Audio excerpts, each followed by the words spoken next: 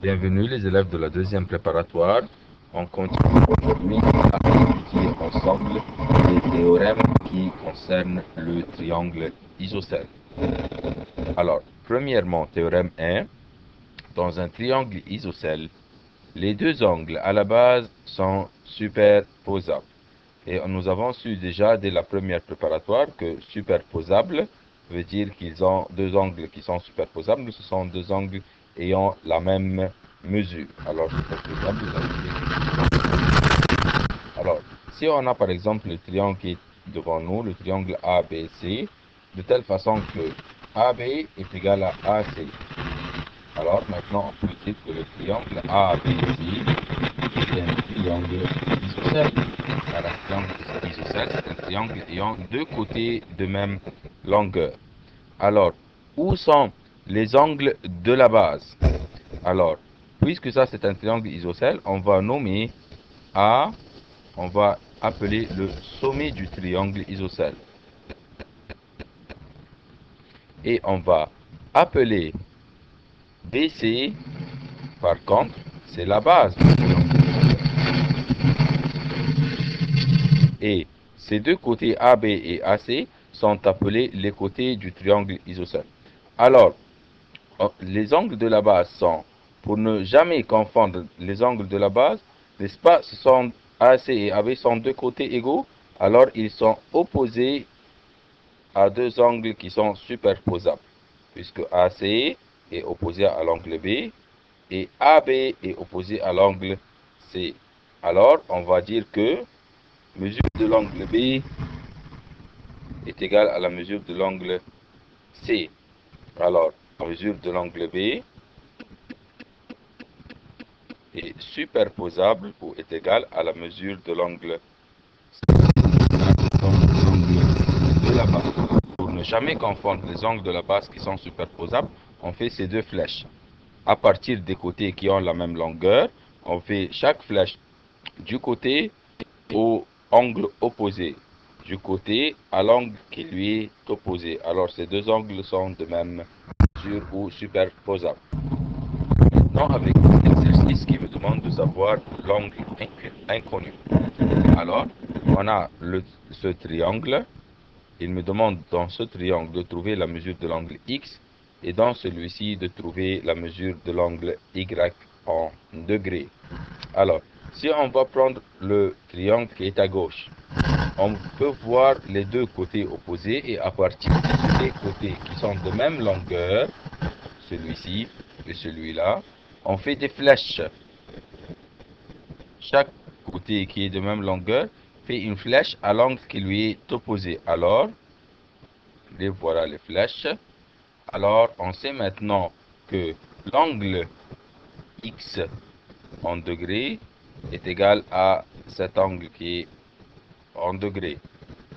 Alors, voilà, ce sont ceux qui sont en rouge, sont les deux angles de la base ayant la même mesure ou qui sont superposables. Comment je les ai connus, comment je les ai identifiés?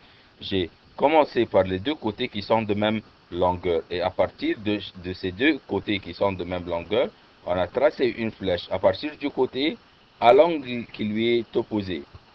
À partir du côté qui lui est égal, une flèche qui marque l'angle qui lui est opposé. Et ces deux angles alors sont des angles superposables ou les angles qui sont de même mesure. Alors pour calculer la mesure de x, on a déjà un angle de 80 degrés. Alors on sait que la somme des angles dans un triangle est égale à 180 degrés. Alors 180 degrés moins 80 degrés, ça me donne 100 degrés. Alors la est égale à 100 degrés.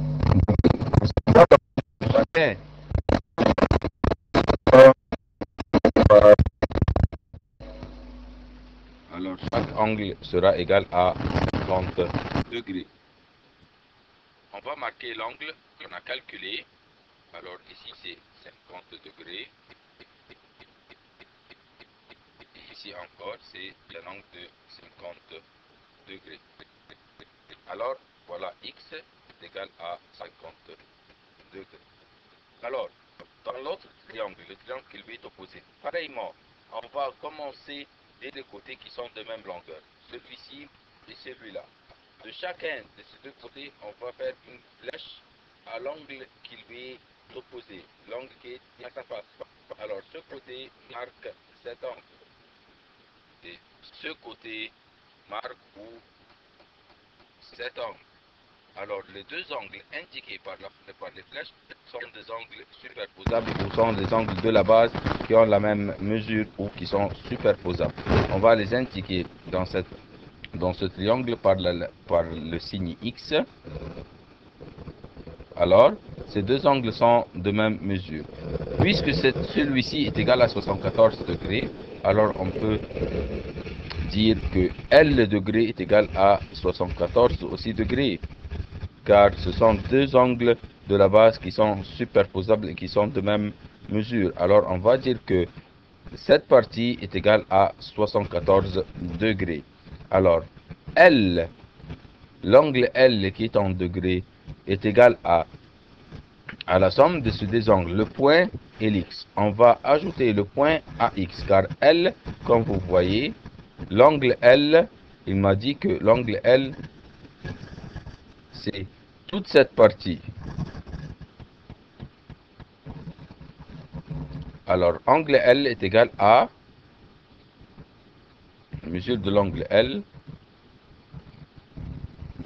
est égal à 50 degrés plus 74 degrés. Ce qui me donne 124 degrés. Alors ici, angle L en degrés est égal à 124 degrés. Dernièrement, la mesure de l'angle Y. Alors, dans ce triangle, on sait que dans la somme des mesures des angles dans un triangle, quel que soit ce triangle, la somme est égale à 180 degrés. Puisque nous avons déjà, celui-ci, il m'a donné que c'est 74. Et celui-ci est égal à celui qui est en X en rouge. Alors, pour calculer la mesure de l'angle Y, on fait 180 qui est la somme de ces trois angles, moins 74 plus 74 degrés. Alors, voilà, 180 degrés, moins les deux angles qu'on a ici, 74 plus 74. Alors, on a la mesure de l'angle L, 180 moins 148, 180 moins 148, ce qui me donne 32 degrés.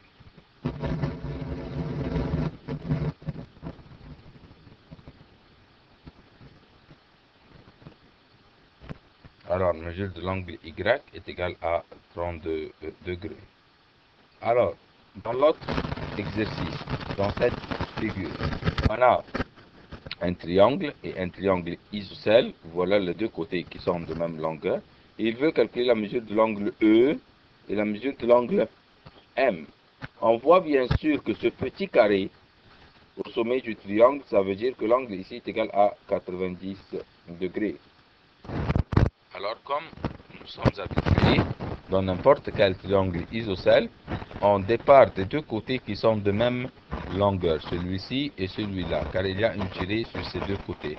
Et alors, chaque côté, alors, il va marquer par une flèche l'angle qui lui est opposé. Alors, ce côté va marquer cet angle et celui-ci va marquer cet angle. Alors, on peut dire que ces deux angles sont de même mesure, car ce sont les angles de la base, et d'après le théorème, les angles de la base dans un triangle isocèle sont de même mesure. Alors, puisque celui-ci est égal à 90 degrés, alors pour calculer chacun des angles qui manquent, on va faire 180 degrés, qui est la somme des mesures des angles dans un triangle, moins 90 degrés qu'il m'a donné déjà ici par ce signe de 90 degrés, et on va diviser par 2. Pourquoi on divise par 2? Car les deux angles de la base qui me restent sont de même mesure. Alors, ça me donne 90 divisé par 2 qui est égal à 45 degrés. Alors, chacun de ces deux angles est égal à 45 degrés. Alors, celui-ci est égal à 45 degrés et mesure de l'angle E est égal à 45 degrés. Puis il veut calculer la mesure de l'angle M. Alors, M, on peut le calculer par deux méthodes. On peut calculer que, puisque ces deux angles sont supplémentaires car ils forment une droite, alors on peut calculer M par la manière suivante. On peut dire que 180, pourquoi 180? Parce que c'est deux angles. Si on compare, voilà, tout ça, ça devait me donner un 180 degrés. Alors, 180 degrés, si je lui j'enlève 45 degrés de 180, ça me donne la mesure de l'angle M que je cherche. Alors, 180 degrés moins 45, ça me donne un angle de 135 degrés.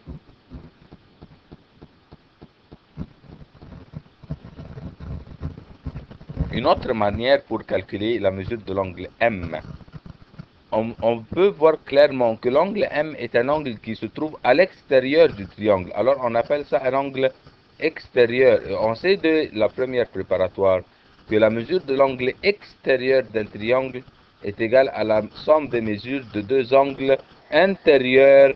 Alors, puisqu'on voit que l'angle M est un angle extérieur du triangle, voilà, l'angle M est un angle extérieur, cet angle est un angle extérieur du triangle. On sait que la mesure de l'angle extérieur d'un triangle est égale à la somme des mesures des deux angles intérieurs.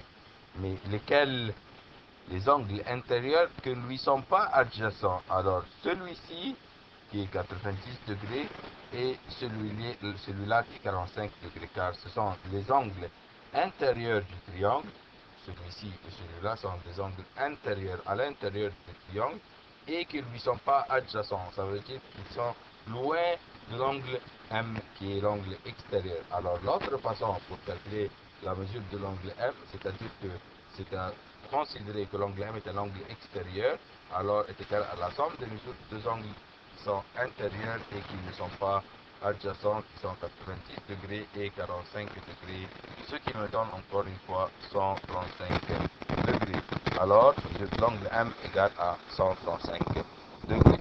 Alors, encore une fois, dans ce triangle, il me demande de trouver la mesure de l'angle L et la mesure de l'angle K, puisque c'est un triangle isocèle, comme on s'est habitué. On départ des deux côtés qui sont de même longueur, ces deux côtés, et chaque côté va marquer ou indiquer l'angle qui lui est opposé, et ces deux angles sont avoir alors la même mesure, où ils vont être superposables.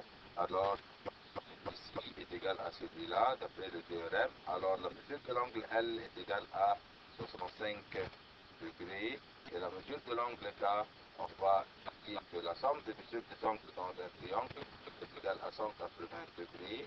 Alors voilà, le 180 qui est la somme des trois angles, et on va enlever de ces 180 degrés de 65 degrés de cet angle et 65 aussi de cet angle, car ces deux angles sont de même mesure, car ils sont les angles de la base du triangle isocèle.